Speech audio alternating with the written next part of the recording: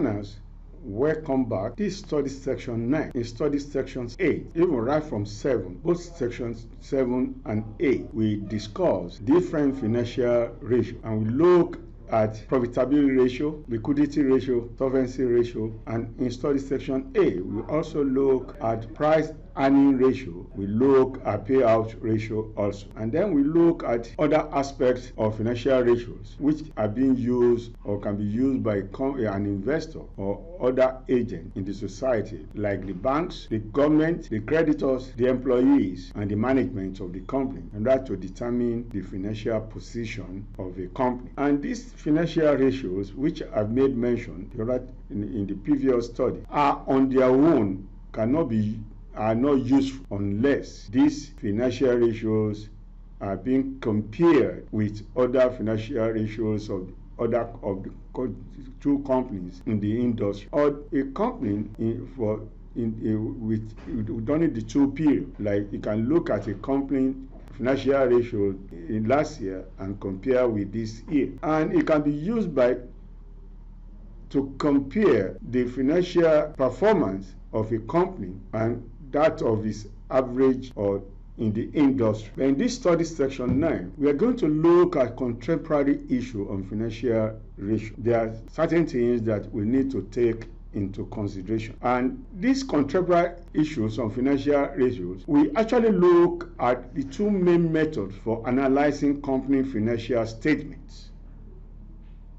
And the two methods are horizontal and vertical. If you look at the balance sheet or income statement of majorities of the companies, they either in horizontal or vertical type. So when you are using comparative financial statement, the calculation of naira or percentage changes the statement items or total over time is horizontal analysis. This analysis detects changes in a company performance and highlight trend.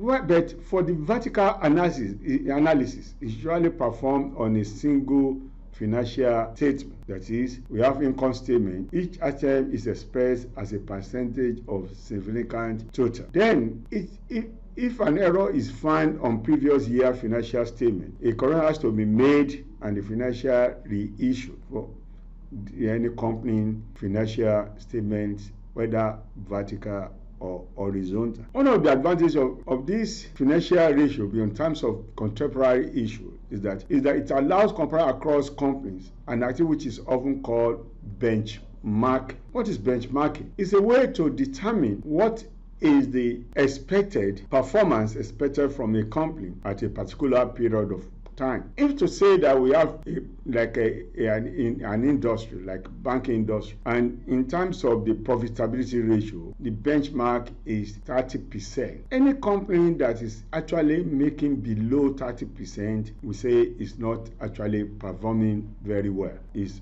underperforming, because the benchmark, that is what has been used as an average at the industry average, is 30% in terms of profitability. You can look that one for payout ratio also. To say that any company payout ratio that is below 10% is not favorable. So the same thing can be used to determine any other company's activities or financial position. However, while ratio can be quite helpful in comparing companies within an industry and even across some similar industry, comparing ratio of companies across different industries may not be helpful and should be done with caution. Take this into consideration again. I will emphasize more. However, while ratios can be quite helpful in comparing companies within an industry, even across some similar industry, comparing ratio of companies across different industries may not be helpful and should be done with caution. Like for example, if you have the banking industry and you have the manufacturing industry, and you are trying to compare two companies from these two different industries, it is the analysis may not be correct, or the results coming out of such analysis may be wrong, because the rate of activities or the level of activities of banking industry is quite different from manufacturing industry. So that's why it's difficult, many people comparing such. Although if an investor wants to invest in the shares or stock and shares of a company, whether it is the banking industry or manufacturing industry, he has to look at the payout ratio, how much of the income is being paid from the how much of dividend is being paid from the income. But at the same time, one needs to be very cautious. You have to very cautious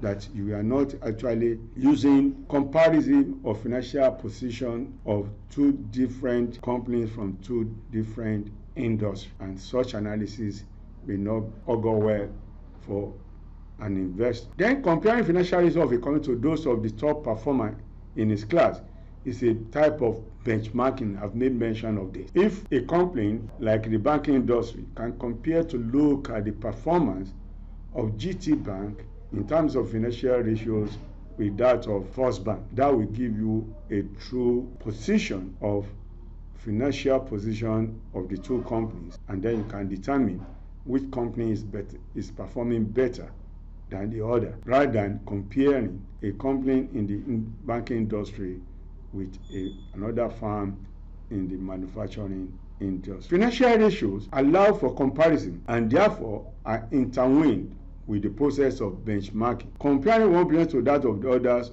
or the same company at different points in time. So that is very possible, because you can compare same company using benchmarking to determine their financial position from time to time. Benchmarking using ratio analysis can be useful to various audiences or various users of financial ratio. One, from management perspective, benchmarking using financial ratios may be a way for a manager to compare their company to peers using externally recognizable quantitative data. I made mention in study section 6 that one of the users of our financial ratios are the management of the company. This management, sometimes called managers, can use financial ratios in terms of benchmarking to know whether they are actually performing better among their peers in the industry. Although at times the management always may not take cognizance of this much, that because when they see that they are not performing well than other peers in the industry, although they cannot neglect that,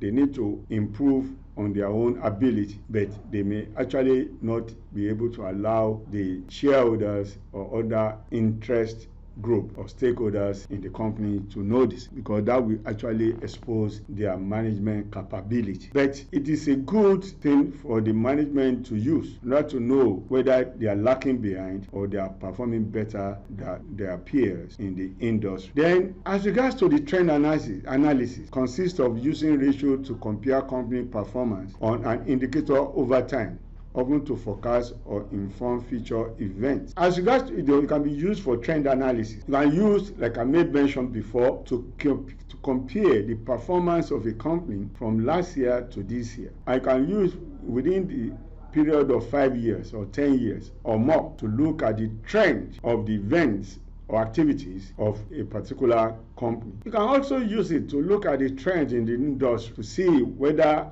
the banking industry in their financial position is actually becoming rewarding or favorable than other industries. This can be used by financial analysts to advise an investor on shares of a particular industry to be invested. Trend analysis is the practice of collecting information and attempting to spot a pattern or trend in the information, because over the years you look at the trend of the activities of the company in terms of financial ratios, whether the company is performing well or not, whether the company is actually lagging behind among its peers. The trend in the activities of the company will enable you to know which company is actually performing well and which one is lacking behind. Trend analysis can perform in different ways. One, in technical analysis, the direction of prices of a particular company's public stock is calculated through the study of past market data, primarily price and volume. I've made mention of this because in order to determine the market price of a particular stock of a company, you can use the trend analysis to see whether that company is actually doing fine among its peers or another industry, or whether the company is not performing well, because the activities within the company in terms of profitability and income made will actually determine the price level at the stock exchange, because this is one of the criteria being used to determine the price of the stocks in the stock market, or the price of the company stock in the stock market. Then the other one is fundamental analysis, relies on financial statement analysis and often in the form of ratio analysis. Creditors and companies manager always use it to examine the trends in liquidity or profitability over time. We've already made mention of this. The company creditors and management, even the bank, use to examine the trends in liquidity and profitability over time. The fundamental analysis. The financial statement analysis can yield a limited view of a company because of accounting, market, and management related limitations of such analysis. I've made mention this before that one needs to be very careful when you are analyzing financial statements of a company, because the financial ratio on their own are not useful unless you make a comparison of this financial ratio over a period of time for the same company, or by comparing two companies, or by comparing two companies in the same industry, or by looking at a company and an industry average. So financial ratio on their own are not useful unless you make comment or financial statement of such. Ratio analysis is hampered by potential limitation with accounting and data in financial statement themselves.